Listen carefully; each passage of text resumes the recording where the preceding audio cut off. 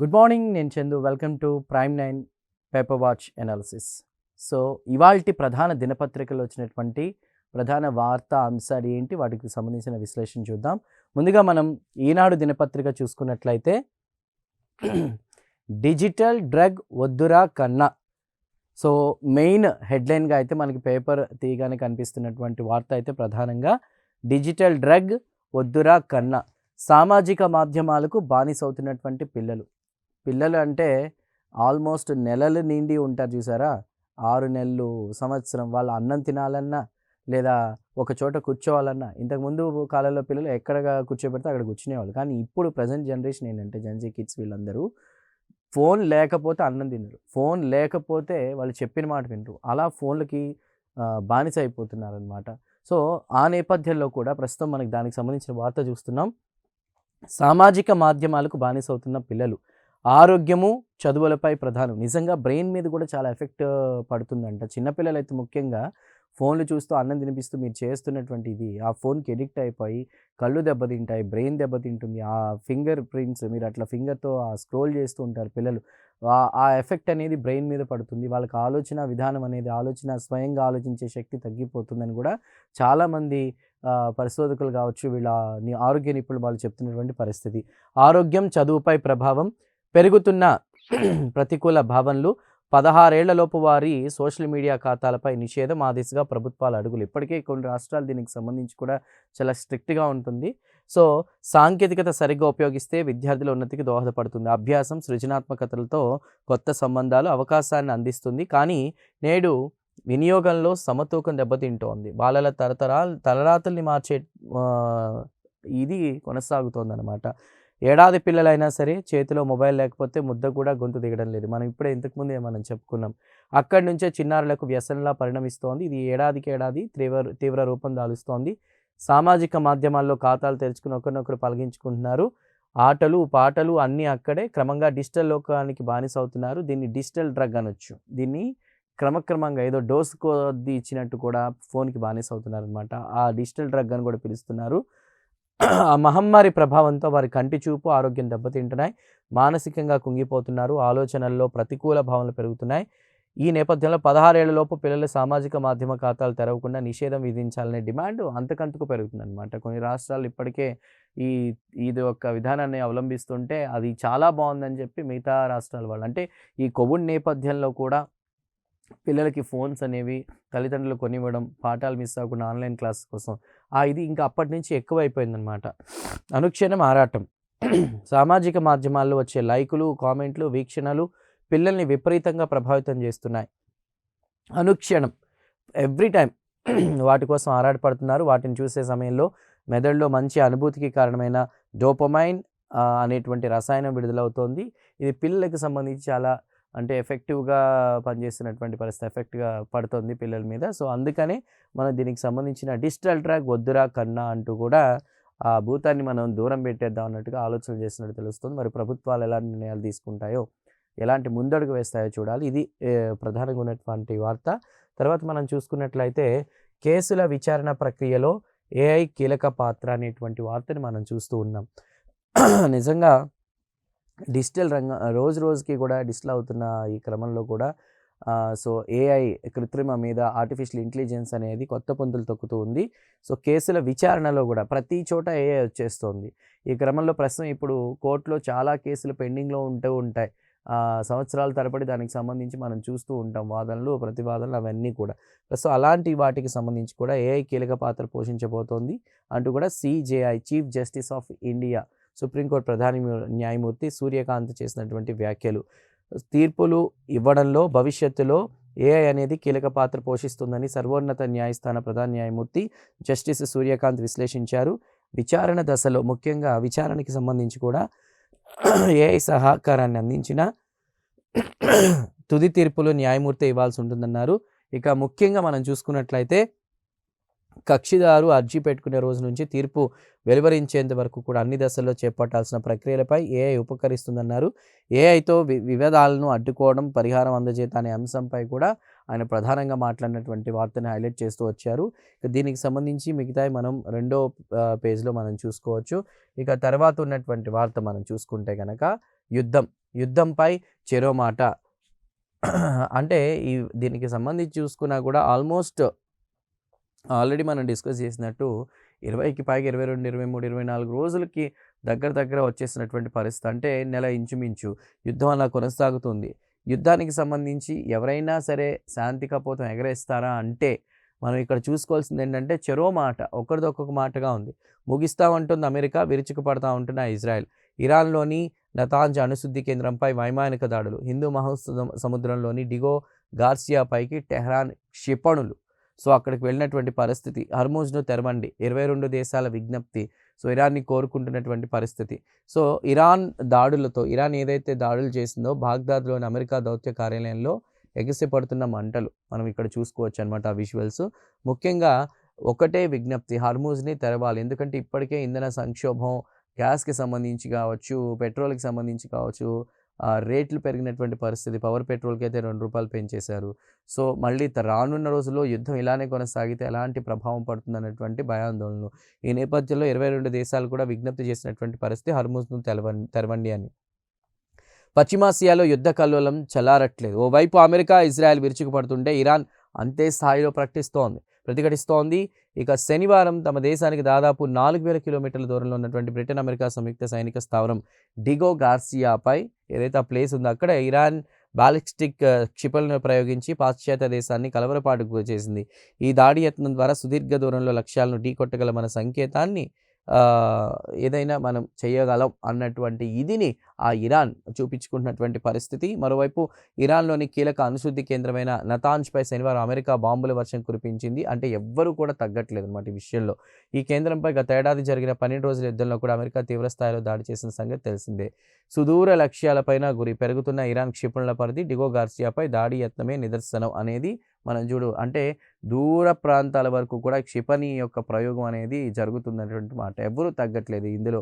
వీళ్ళు దాడి చేస్తే వాళ్ళు దాడి. ఎప్పటికైనా ఈ యుద్ధానికి సంబంధించి శాంతి కోపంతో ఏమైనా ఎగరేస్తారేమో మనం ఖచ్చితంగా చూడాల్సినటువంటి పరిస్థితి.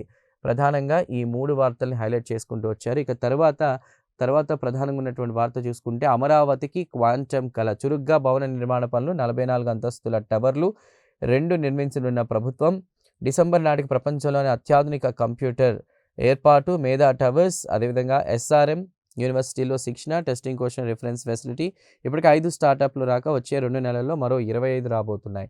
రాజధాని అమరావతి ప్రాంతం అభివృద్ధికి సంబంధించి కూడా ఒక క్వాంటమ్ హబ్గా తీర్చిదిద్దేలా కూడా కూటమి ప్రభుత్వం అడుగులు ముందుకేస్తున్న నేపథ్యంలో కూడా అమరావతికి క్వాంటమ్ కల ఇప్పటికే 2 వచ్చేసినాయి. రానున్న కాలంలో కూడా రానున్న మాసాల్లో మనం చూసుకుంటే కనుక 2 నెలల్లో 25 కూడా రాబోతున్నాయి. రాజధాని అమరావతి దేశంలో మొదటి క్వాంటమ్ టెక్నాలజీ హబ్గా తీర్చిదిద్దే దిశగా వేగంగా అడుగులు పడుతున్నాయి. ఈ ఏడాది నవంబర్ లేదా డిసెంబర్ నాటికి ప్రపంచంలోని అత్యాధునిక, అత్యంత వేగమైన క్వాంటమ్ కంప్యూటర్ని అమరావతిలో ఏర్పాటు చేయబోతున్నారు. కేవలం క్వాంటమ్ కంప్యూటర్లు ఏర్పాటు చేయడమే కాకుండా అమరావతిలో క్వాంటమ్ కంప్యూటర్లు తయారు చేసి విదేశాలకు ఎగుమతి చేయాలనే లక్ష్యంతో అమరావతి క్వాంటమ్ వ్యాలీ మిషన్ పనిచేస్తున్నటువంటి క్రమం. కేవలం అక్కడ వర్కింగ్ ప్రాసెస్సే కాదు, దానికి సంబంధించిన ఏదైతే ఇన్‌స్టాలేషన్స్ అన్నీ కూడా తయారు చేసి పంపించేటువంటి క్వాంటమ్ సెక్యూరిటీ, సెన్సింగ్, మెటీరియల్ రంగాలకు సంబంధించిన అన్ని టెక్నాలజీ సంబంధించి కూడా అమరావతి క్వాంటమ్ వ్యాలీని హబ్‌గా మార్చాలన్నది ఒక ఆలోచనగా మనకి దీనికి బట్టి కూడా అర్థమవుతున్నటువంటి క్రమం. ఈ 4 రంగాలకు సంబంధించిన స్టార్టప్ భాగస్వామ్య కంపెనీలకు అమరావతికి సంబంధించి కూడా ఆహ్వానిస్తున్నటువంటి పరిస్థితి, వివిధ దేశాలని కూడా. సో ఇక్కడ ఒక క్వాంటమ్ హబ్‌గా తయారు చేసి రానున్న నవంబర్, డిసెంబర్ కల్లా కూడా దేశంలోనే అత్యాధునిక మొట్టమొదటి క్వాంటమ్ హబ్‌ని తయారు చేసే దిశగా కూడా అడుగులు పడుతున్నాయి.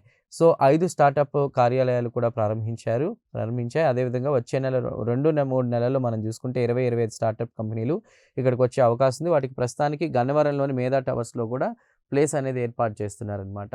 సో దానికి సంబంధించి అమరావతి ఏ విధంగా అభివృద్ధి జరుగుతూ ఉంది, రానున్న రోజులు ఎలాంటి లక్ష్యాలను వాళ్ళు పెట్టుకున్నారనేది మనకు అర్థమవుతోంది.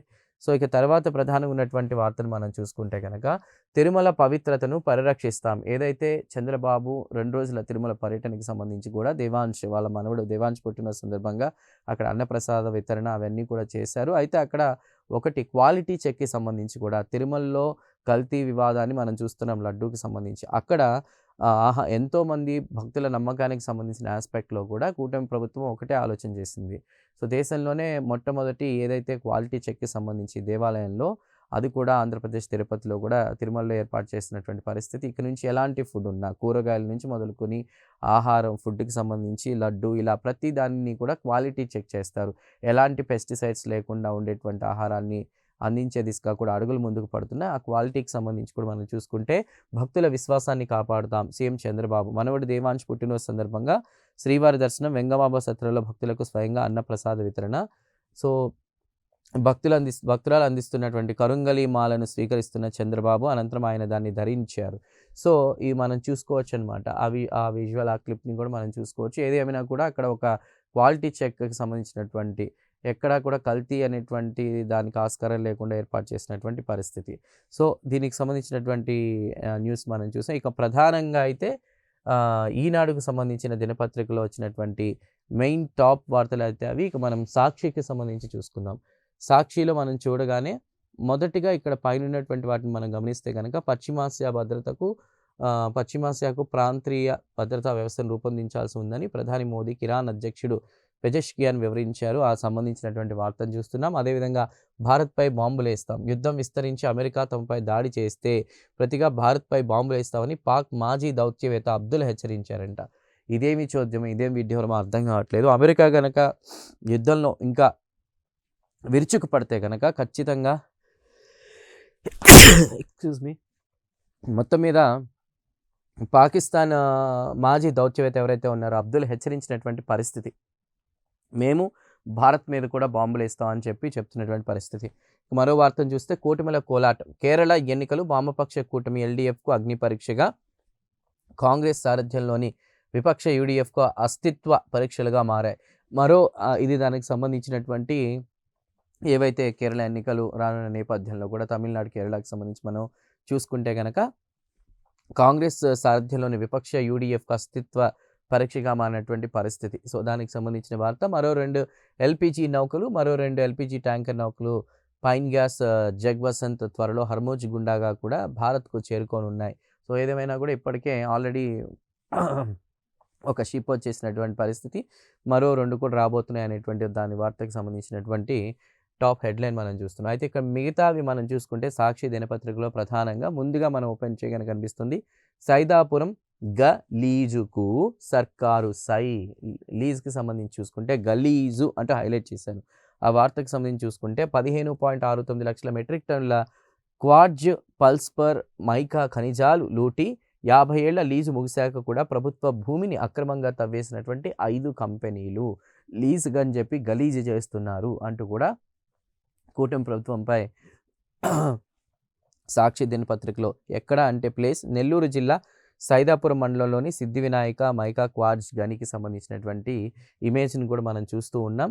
దాదాపు 50 ఏళ్ల లీజు ముగిశాక కూడా ప్రభుత్వ భూమిని అక్రమంగా తవ్వేస్తున్నాయి కంపెనీలు అంటూ కూడా రాసుకొచ్చారు.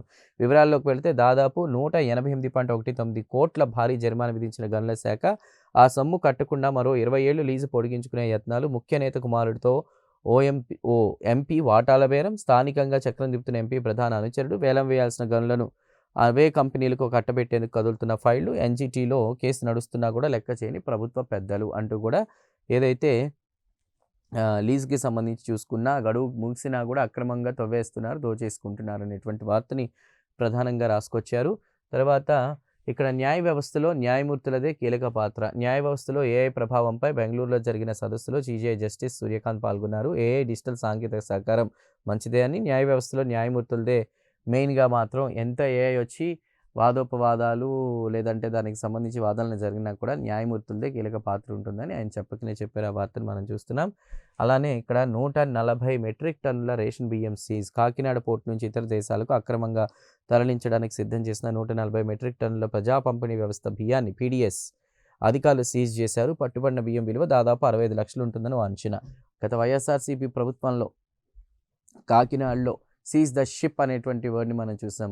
డిప్యూటీ సీఎం పవన్ కళ్యాణ్ గారు వచ్చినటువంటి పరిస్థితి అక్కడికి మొత్తం చూసి. సో ఇప్పుడు కూటమి ప్రభుత్వ హయాంలో కూడా అదే కొనసాగుతోంది.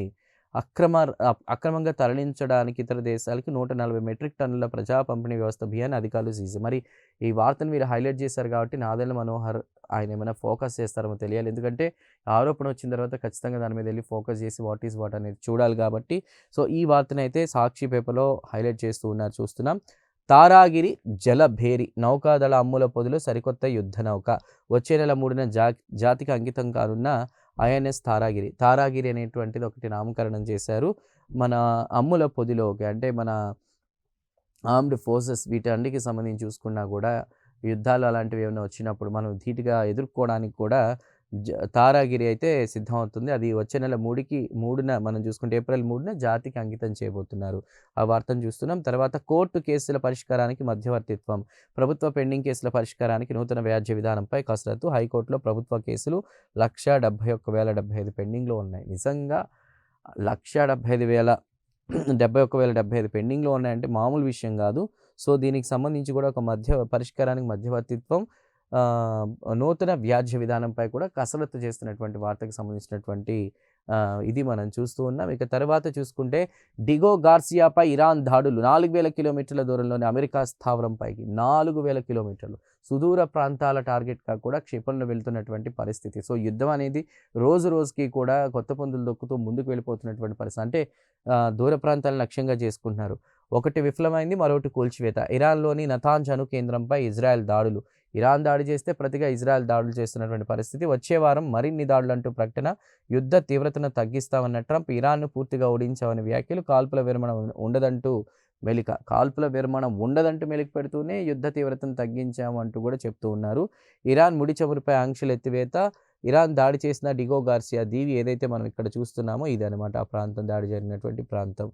ఇది అంటే యుద్ధానికి సంబంధించినటువంటి న్యూస్ మనం చూస్తూ ఉన్నాం. ఇక తర్వాత మనం చూసుకుంటే దేవుడి భూములకు బేరం, దేవాలయాల విలువైన స్థలాల్లో ప్రైవేట్ హోటల్ నిర్మాణానికి పచ్చ జెండా, 7 ప్రధాన ఆలయాల వద్ద స్థలాలు గుర్తించాలంటూ ఈవోలకు ఆదేశాలు. చంద్రబాబు సీఎం అయిన 3 నెలలకే ఆలయ భూములపై గురి. కూటమి ప్రభుత్వం వచ్చిన తర్వాత ఆలయాలకు సంబంధించి ఏదో జరిగిపోతుంది అని అనుకుంటున్నటువంటి క్రమంలో వాళ్ళు చెప్తున్నటువంటి మాటలు విని ప్రజలు మోసపోవద్దు, అక్కడ లూటీ చేయడానికి ప్రభుత్వం సిద్ధమైంది. 7 ప్రధాన ఆలయాల వద్ద స్థలాలను గుర్తించాలంటూ ఈవోకు ఆదేశాలు. ఈ ఎవరైతే ఆ టెంపుల్స్కి సంబంధించి చంద్రబాబు సీఎం అయిన 3 నెలలకు ఆలయ భూములపై గురి. ఇప్పటికే భక్తులకు అన్ని సదుపాయాలతో గదులు ఉన్నా కూడా మళ్ళీ ప్రైవేట్ హోటళ్ళు, దేవాలయాలకు సంబంధించినటువంటి సంస్థానాలు అవి ఇవి అన్నీ కూడా అన్నీ ఉంటాయి. కానీ అలాంటి ప్లేసెస్లో కూడా మళ్ళీ ప్రైవేట్ హోటల్ పెట్టుకుని దోచుకునేటువంటి ప్రయత్నం కూటమి ప్రభుత్వం చేస్తోంది. చంద్రబాబు నాయుడు వచ్చిన 3 నెలలకే దాని మీద దేవాలయం మీద గురిపెట్టారంటూ కూడా సాక్షి దినపత్రికలో ప్రధానంగా ఈ వార్తలన్నీ కూడా రాసుకుని వచ్చారు. సో అదేవిధంగా మనం ఇక్కడ ఇంకోటి వార్త చూసుకోవచ్చు. రాయల్స్ నిరీక్షణ ముగిసేనా, ఐపీఎల్ ఆరంభ సీజన్లో ఏమాత్రం అంచనాలు లేకుండా బరిలోకి దిగిన సంచలన ప్రదర్శనతో ట్రోఫీ చేజిక్కించుకున్న రాజస్థాన్ రాయల్స్ జట్టు రెండో టైటిల్ కోసం ఇప్పటికీ నిరీక్షిస్తూనే ఉంది. ఏదైతే స్పోర్ట్స్కి సంబంధించినటువంటి మరి రాజస్థాన్ రాయల్స్ నిరీక్షణ ముగిసేనా అంటూ రాసుకొచ్చారు. అదేవిధంగా మత్తుకు మందు, ఇలా పిల్లలు డ్రగ్స్ మహమ్మారి బారిన పడకుండా తల్లిదండ్రులు తీసుకోవాల్సిన జాగ్రత్తలు, అలాగే డ్రగ్స్ వల్ల కలిగే దుష్పరిణామాలు, అందుబాటులో ఉన్న చికిత్సలపై ఒక కథనం అనేది సాక్షిలో 11 పేజీలో వేశారు. ఖచ్చితంగా ప్రతి ఒక్క తల్లిదండ్రులు కూడా చూడాల్సినటువంటిది. ఈ మధ్య కాలంలో డ్రగ్స్కి సంబంధించి స్కూళ్ళు కాలేజీల దగ్గర ఎక్కడికక్కడ ఈ డ్రగ్స్ దందా చేసేవాళ్ళ ఇది ఎక్కువైపోతుంది. ఎక్కడికక్కడ ప్రభుత్వం చర్యలు తీసుకుంటూనే ఉంది. డ్రగ్స్ని తరిమి కొడదాం, సే నో టు డ్రగ్స్ అనే క్యాంపెయిన్స్ కూడా నిర్వహిస్తున్నటువంటి క్రమంలో కూడా అసలు ఎలాంటి జాగ్రత్తలు తీసుకోవాలి పిల్లలు వాటి బారిన పడకుండా అనేది నిజంగా మంచి సబ్జెక్ట్. దానికి సంబంధించి కూడా 11వ పేజీలో ఉంది, డీటెయిల్లో మనం వెళ్ళి చూడొచ్చు అనమాట. సాక్షి దినపత్రికలో వచ్చినటువంటి ప్రధానమైన వార్తలు ఇవి. ఇక ప్రస్తుతం మనం ఆంధ్రజ్యోతికి సంబంధించి మనం చూసుకుంటే కనుక, తిరుమల పవిత్రతకు భంగం కలగొద్దు, భక్తులకు చిన్న ఇబ్బంది కూడా రావద్దు, ప్రసాదాలు త్రాగునీటిలో నాణ్యత కోసం టెక్నాలజీని సమర్థవంతంగా వినియోగించాలని సీఎం చంద్రబాబు చేసినటువంటి సూచనలకు సంబంధించినటువంటి ఇమేజ్ని మనం చూస్తూ ఉన్నాం. కల్తీ నివారణే లక్ష్యంగా పనిచేయాలి, అధికారులకు సీఎం చంద్రబాబు నిర్దేశం. తిరుమలలో స్టేట్ ఫుడ్ ల్యాబ్ ప్రారంభం, ఏదైతే ఇది దేశంలోనే మొట్టమొదటిగా కూడా చెప్తున్నటువంటి పరిస్థితి. స్టేట్ ఫుడ్ ల్యాబ్ లోపల వివరాలు తెలుసుకున్నటువంటి చంద్రబాబు, అది మనం చూస్తూ ఉన్నాం అనమాట. సో ఏది ఏమైనా కూడా తిరుమల పవిత్రతకు ఆస్కారం అనేది ఇవ్వద్దు, ఎలాంటి యొక్క ఇబ్బంది కలగకూడదు, పవిత్రతకు సంబంధించి ఎలాంటి కల్తీకి ఆస్కారం ఇవ్వద్దు అంటూ కూడా చెప్పినటువంటి వార్తను మనం చూస్తున్నాం. ఇక తర్వాత మనం చూసుకుంటే కనుక 1000 కిలోమీటర్లకు యుద్ధం విస్తరణ, హిందూ మహాసముద్రానికి చేరిన సమరం, డిగో గార్సియా స్థావరంపైకి ఇరాన్ క్షిపణుల సామర్థ్యంపై తక్కువ అంచనా, ఏకంగా 4000 కిలోమీటర్ల లక్ష్యాలపైకి గురి, ఇరాన్ నతాంజ్ అణు కేంద్రంపై దాడులు, అరబ్ గల్ఫ్ దేశాలపై కొనసాగిన ఇరాన్ దాడులు, హర్మోజ్పై ఇరాన్ పట్టు సడలుతోంది అంటూ కూడా అమెరికా చెప్తున్నటువంటి పరిస్థితి. ఇప్పటికే 22 దేశాలు విజ్ఞప్తి చేస్తున్నటువంటి పరిస్థితి. సో ఏదైనా ట్రంప్‌ని మాటలు నమ్మాలా లేదా అనేటువంటి ఆలోచన ఖచ్చితంగా మనం చేయాలి. ఎందుకంటే ఆయన ఏదైనా మాట్లాడతారు. మిగతా దేశాలు మాత్రం విజ్ఞప్తి చేస్తున్నటువంటి పరిస్థితి. ఇరాన్ మన ఆధీనంలోకి వచ్చేసిందంటున్నారు. మరోపక్క ఇరాన్ ఏమో ఎక్కడా తగ్గేది లేదు. ఖచ్చితంగా ఇజ్రాయెల్ కావచ్చు, అమెరికాకి సంబంధించిన కీలక నేతలు ఎక్కడున్నా కూడా మేము వదిలిపెట్టం. ఎక్కడ ప్రపంచంలో ఎక్కడ వదిలిపెట్టమని వాళ్ళు మాట్లాడుతున్నారు. వీళ్ళు ఇప్పుడు ఒక క్షిపణి దాడి చేస్తే వాళ్ళు ఎక్కడైనా కూడా సుదూర ప్రాంతాల వరకు వెళ్ళిపోయి హిందూ మహాసముద్రం వరకు కూడా వచ్చేసినటువంటి పరిస్థితి. ఏదైనా కూడా ఇప్పుడు అన్ని దేశాలు కూర్చొని ఖచ్చితంగా గట్టిగా మాట్లాడుకుని ఆ యుద్ధం స్టాప్ చేయడానికి అయితే ఏదో ఒక నిర్ణయం తీసుకోకపోతే గనక ఖచ్చితంగా ప్రతి ఒక్క దేశం కూడా ఎఫెక్ట్ అయ్యేటువంటి అవకాశం ఉంది. ఇప్పటికే మనం అది కూడా చూస్తున్నాము. దానికి సంబంధించినటువంటి వార్తని మనం చూస్తూ ఉన్నాం. సో డిగో గార్సియా స్థావరం వరకు కూడా అక్కడి వరకు కూడా ఈ యుద్ధ ప్రభావం వచ్చినటువంటి పరిస్థితి అనమాట. ఇది ఆంధ్రజ్యోతిలో ఉన్నటువంటి ప్రధానమైనటువంటి వార్తలు. సో కేవలం ఈ పేపర్‌లో మనం చూసుకుంటే గనక ఈ 2 ప్రధాన వార్తలే ప్రధానంగా ఉన్నాయి. ఇక మనం ప్రభాత తొలి వెలుగుకి సంబంధించి కూడా మనం న్యూస్ అనేవి మనం చూసుకుందాం. ఈ న్యూస్‌కి సంబంధించి చూసుకుంటే గనక ఇక్కడ ముందుగా విద్యకు తెలంగాణ సర్కార్ ప్రయారిటీ, విద్యా కమిషన్ సిఫార్సులను అమలు చేస్తారనే భావిస్తున్నాం. V6 వెలుగు ఇంటర్వ్యూలో కమిషన్ సభ్యురాలు ప్రొఫెసర్ శాంతా సిన్హా చేసినటువంటి వ్యాఖ్యలు ఏవైతే ఉన్నాయో వాటిని హైలైట్ చేస్తూ వచ్చారు. పేద ప్రజలు బడి పిల్లల కోసం ఆలోచిస్తే అర్బన్ నక్సల్ అని ముద్ర వేస్తారా? అట్లయితే బీజేపీలు కూడా అర్బన్ నక్సల్సే అని కామెంట్ ఏదైతే మాట్లాడినటువంటి వ్యాఖ్యలు హైలైట్ చేస్తూ వచ్చారు. ఇక ముఖ్యంగా ఫార్మాకు వార్ దెబ్బ, 30% వరకు పెరిగినటువంటి ముడి సరుకుల ధరలు అంటూ కూడా వార్తను మనం హైలైట్ చూస్తున్నాం. హర్మోజ్ మూతతో పెరుగుతున్న షిప్పింగ్ ఖర్చులు, అత్యంత కీలకమైన పాలిమర్స్ సాల్వెంట్ల దిగుమతులపై ప్రభావం ఖచ్చితంగా ప్రతి వస్తువు మీద, మెడిసిన్స్ కావచ్చు, ఆహారానికి సంబంధించి కావచ్చు, పెట్రోల్ కావచ్చు, ఇంధనం మొత్తం ఏది చూసినా కూడా ఎఫెక్ట్ పడేటువంటి అవకాశం. సామాన్య మానవుడు ఎలా బ్రతకాలి, దీనికి సంబంధించి కూడా ఖచ్చితంగా అన్ని ప్రభుత్వాలు ఆలోచనలు చేసి అన్ని దేశాలు కూడా కూర్చొని మాట్లాడుకోవాలి. యునైటెడ్ నేషన్స్, ఐక్యరాజ్య సమితికి సంబంధించి కూడా ఆలోచించి నిర్ణయాలు తీసుకోవాలి. శాంతి స్థాపన జరగాలని మనం కోరుకుందాం. సో 30% వరకు పెరిగినటువంటి ముడి సరుకుల ధరలు, ఇప్పటికే 5,000 కోట్ల దాకా కూడా ఎఫెక్ట్ పడిందంటున్న ఫార్మాకిల్స్. అదేవిధంగా $8,000 పెరిగిన నౌకల షిప్పింగ్ సర్ఛార్జ్, ఖర్చులు కూడా పెరిగిపోతున్నాయి. ఇటు పీవీసీ, హెచ్డిసి లాంటి వాటి ధరలు పెరుగుదల, పాలిమర్స్, గ్యాస్ బేస్డ్ ఇండస్ట్రీలకు ఎఫెక్ట్, వాటి ముడి సరుకుల ధరలు 20% హైక్, హీలియం సరఫరా తగ్గడంతో ఎంఆర్ఐ స్కానింగ్ యంత్రాలపై కూడా తీవ్ర ప్రభావం పడుతోంది. ఔషధాలు, ఎంఆర్ఐ, వ్యవసాయ పరికరాల ధరలు పెరిగే అవకాశం అంటూ కూడా రాసుకొచ్చారు. సో మొత్తం మీద కూడా మనం చూసుకుంటే ఇరాన్, ఇజ్రాయెల్, అమెరికా ఎఫెక్ట్ అనేది దేశంలో పరిశ్రమలపై తీవ్రంగా పడుతుందనేది మనకు అర్థమవుతున్నటువంటి పరిస్థితి. ఈ వార్తకు సంబంధించి మనం చూస్తున్నాం. ఇక మరో వార్త చూసుకుంటే టైగర్ టూరిజంపై ఫోకస్, రిజర్వ్డ్ ఫారెస్ట్ల అభివృద్ధికి 875 కోట్లు, కవ్వాల్ మన్ననూరులో పులుల సంరక్షణకు చర్యలు. ఇప్పటికే పులులన్నీ కూడా అడవి వదిలేసి సిటీ పాట పడుతున్నాయి. అంటే ఇటు జనావాసాల్లోకి వచ్చేస్తున్నాయి. దానికి సంబంధించి కూడా ప్రభుత్వాలు ఏదో ఒక ఆలోచన చేయాలి. అయితే ఇక్కడ మనం చూసుకుంటే ఆ వార్త పులుల సంరక్షణకు చర్యలు తీసుకుంటున్నారు. పర్యాటకులను ఆకర్షించేలా ఎకో టూరిజం ప్రాజెక్టులు, అటవీ ప్రాంతాల్లో మౌలిక వస్తువులు, సఫారీలకు పెద్దపీట వేస్తున్నారు. తెలంగాణ సర్కార్ ఆ విధంగా ఫోకస్ చేస్తోంది. తర్వాత మనం చూసుకుంటే ఇసుక కష్టాలకు క్యూఆర్ చెక్, ఇక అంతా ఆన్లైన్, మండల స్థాయిలో మాన్యువల్ కూపన్లకు స్వస్తి, ఏప్రిల్ 1 నుంచి TGMIVతోనే అనుమతులు, ఓటీపీ చెప్తేనే రీచ్ల నుంచి ఇసుకకు సంబంధించి చేరవేత అంటూ కూడా రాసుకొచ్చారు. ఇక మరొక వార్త మనం చూసుకుంటే గనక ఇక్కడ డిగో గార్సియాలో ఏదైతే యుద్ధానికి సంబంధించి కూడా మొత్తం మీద హిందూ మహాసముద్రం వరకు కూడా వార్ ఎఫెక్ట్ అనేది పడిపోయింది. సో ఒకటి మధ్యలోనే విప్లవం, మరో దాన్ని అడ్డుకున్న అమెరికా సైన్యం తన అమ్ముల పొదిలో రహస్య ఆయుధాలను బయటకు ఇరాన్ తీస్తూనే ఉంది ఆయుధాలని. మరి వాటిని కంట్రోల్ చేయడానికని అమెరికా చెప్తున్నా కూడా ఇది మరి యుద్ధం తీవ్ర రూపం దాలుస్తోంది. ప్రపంచ దేశాలన్నీ కూడా ఆందోళనలో ఉన్నాయి. ఇక నతాంజ్ అణు కేంద్రంపై మళ్లీ దాడి, క్షిపణుల వర్షం కురిపించిన అమెరికా, ఇజ్రాయెల్, భూగర్భంలోని సెంట్రిఫ్యూజ్ల ధ్వంసానికి బంకర్ బ్లాస్టర్ల ప్రయోగం. ఈ యుద్ధం సముద్రాల మీద జరుగుతోంది. ఇక ఇప్పటికే గగనతలం సముద్రం అయిపోయింది. భూమి మీద నుంచి కూడా దాడులు చేస్తూ ఉంటున్నారు. సో అన్ని ప్లేసెస్ నుంచి దాడులు పెరుగుతున్నాయి. భూకంపాలకి ఛాన్సెస్ ఉంది. సునామీలు కూడా వచ్చేటువంటి అవకాశం ఉంది. మరి ఈ నేపథ్యంలో ఇప్పటికైనా ముందడుగు వేసి శాంతి స్థాపన దిశగా ఆలోచన చేయాల్సింది ఖచ్చితంగా. ఇప్పటికే మనం చూసుకుంటే గనక ఇక్కడ తొలి వెలుగులో రాసింది ఇరాన్ ప్రెసిడెంట్‌కు ప్రధాని మోదీ ఫోన్ మౌలిక వస్తువులపై దాడులను ఖండించిన ప్రధాని పశ్చిమాసియాల ఉద్రిక్తతలపై చర్చ. సో, ఈ వార్తను మనం చూస్తున్నాం. డీటెయిల్స్‌లోకి వెళ్ళాలంటే 6లో మనం చూసుకోవచ్చు.